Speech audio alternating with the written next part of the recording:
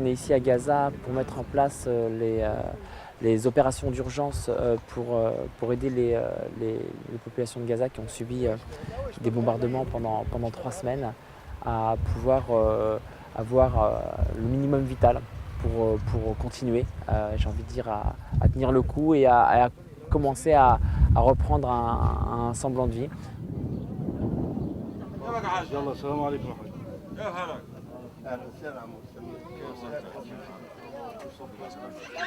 وحياة الله لأنه لو حكيت غير الله بكون أنا كذبت.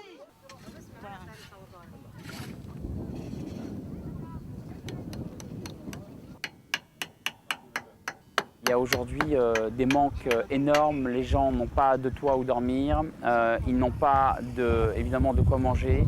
Il y a une absence totale de produits non alimentaires, tout ce qui est ustensiles quotidiens, pas de quoi cuisiner, pas de quoi transporter l'eau, pas de couverture, pas de matelas ou de nattes sur lesquels dormir.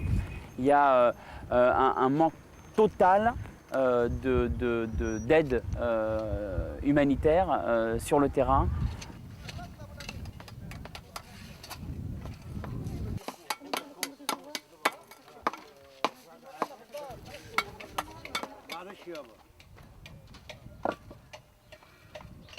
لو هفيت عليها ممكن تقع. شايف الطبيخ على النار، فيش غاز كمان، يعني كل شيء زي الانسان القديم بالضبط صرنا. 100 سنة لورا رجعنا، بدي ما نقدم بنرجع. فيش لا حجر بتعرف وين، دارك فوق دار ابن عمك، على دار جيرانك. بلاد خربوها، زلزال ضرب غزة، بتعرفش ايش اللي صار.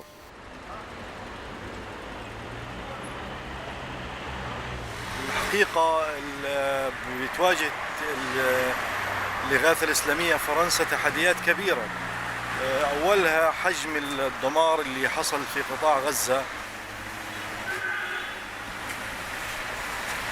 خلال هذا الحصار يعني لا يتم إدخال المواد الأساسية لإعادة إعمار قطاع غزة، ولذلك نحن بانتظار يعني قرار دولي بفتح المعابر وإدخال المواد الإنشاءات من أجل إعمار قطاع غزة. كله خزن ولادي كله راح، ما فيش كأنه يعني الدار مسروقة سرقة، ما فيش فيها حاجة. يعني لما جينا تفاجأنا، لما جينا على البيت تفاجأنا إنه هذا العفش كأنه مسروق سرقة يعني.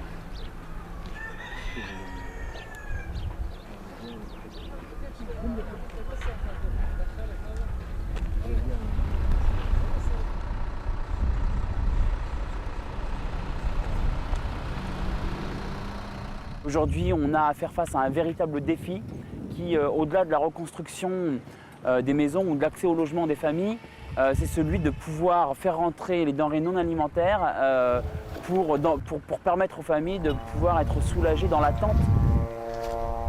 On vient de visiter les zones sinistrées. On est là à côté d'un camp qui vient d'être installé par UNICEF qui n'est toujours pas habité.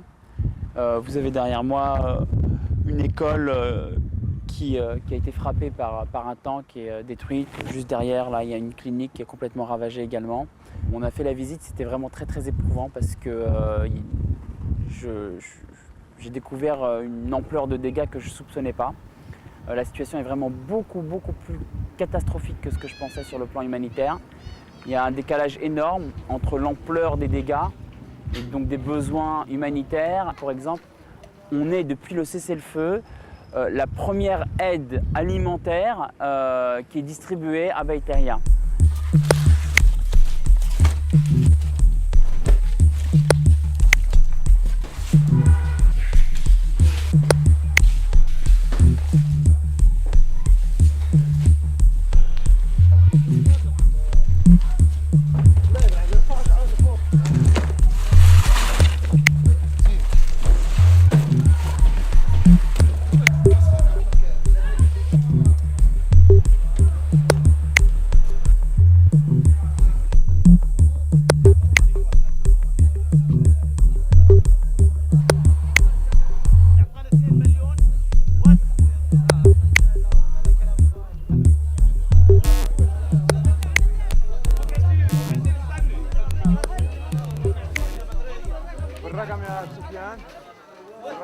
Aujourd'hui, c'était une journée de distribution de colis alimentaires pour les familles qui vivent à Baït Kahia et toutes les zones rurales qu'il y a autour.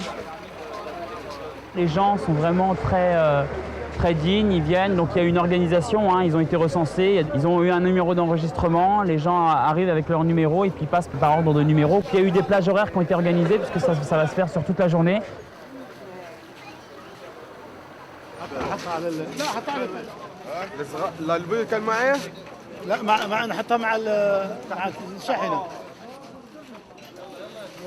C'est un colis qui peut subvenir aux besoins d'une famille pour 2 semaines. Il y a tout, vraiment tout, c'est quelque chose de complet.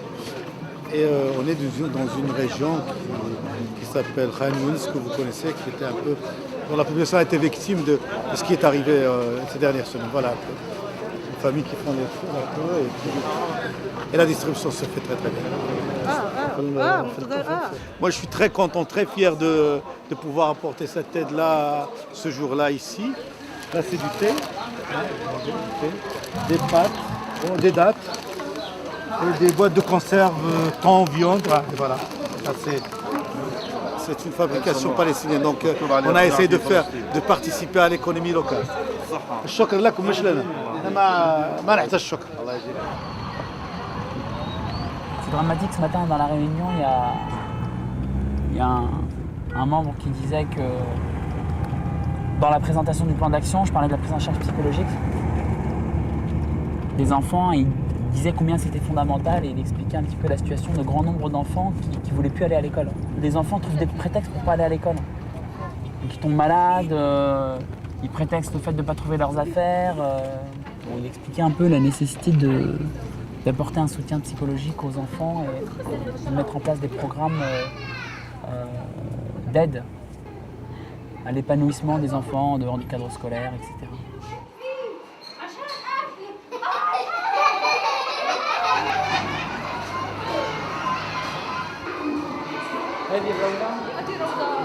بنعطيهم حليب فورتيفيه وبسكوت فورتيفيه كمان وكمان نعطيهم اللي هو الاويرنس للمادرز والفاذرز عن كيف الصحه والنظافه والتغذيه للاطفال وكمان بناخذ البلاد بناخذ تيست من البلاد والطول والوزن اول السنه هلا اخر السنه بدنا نرجع بشهر 4 تقريبا حناخذ ثاني الطول والوزن والدم نشوف كيف التحسن اللي حصل على الاطفال.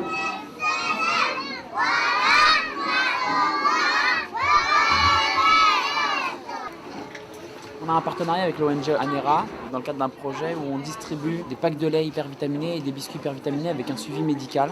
Donc c'est le programme MFP. Ça, ce sont les packs de lait hypervitaminés qu'on distribue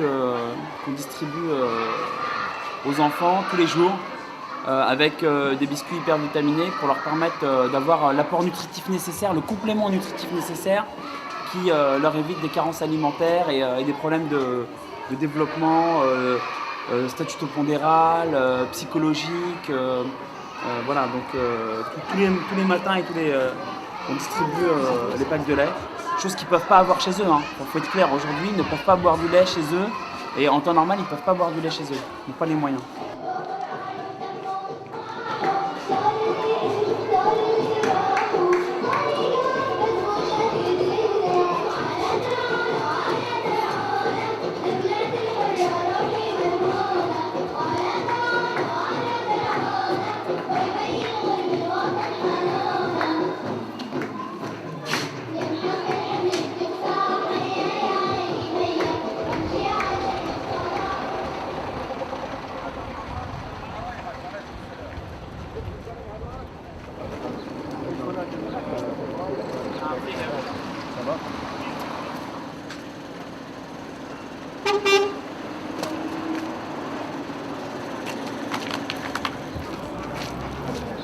Les aides médicales qui arrivent de France et viennent de passer le passage de Rafah à l'instant après 48 heures de traversée.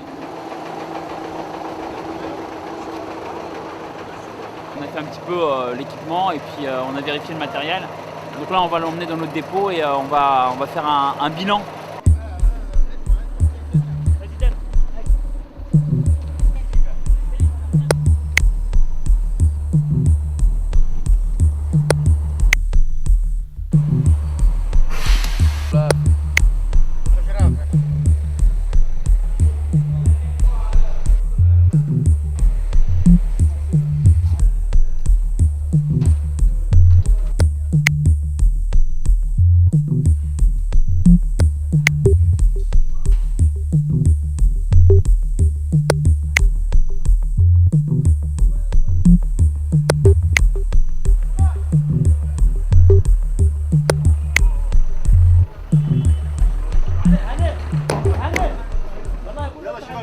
On est à l'hôpital Al-Shifa dans le cadre d'un avion pour Gaza en collaboration avec le gouvernement marocain et le gouvernement français, le gouvernement égyptien et les autorités palestiniennes.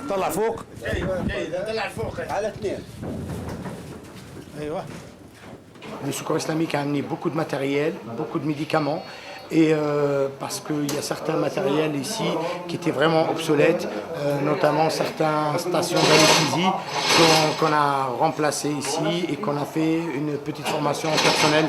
Normalement, écoute-moi, en latéral comme ça, tu peux faire... Nous sommes venus aider nos confrères palestiniens. Je ne sais pas comment ils ont pu gérer le flux massif de blessés avec le faible nombre de spécialistes.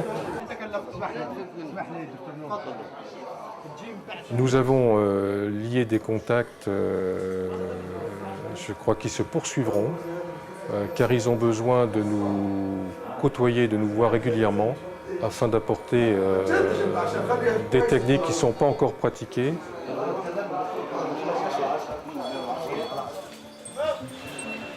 C'est une mission qui vient de s'accomplir. Une mission qui a été difficile, sur laquelle se sont mobilisés énormément de gens de tous les milieux.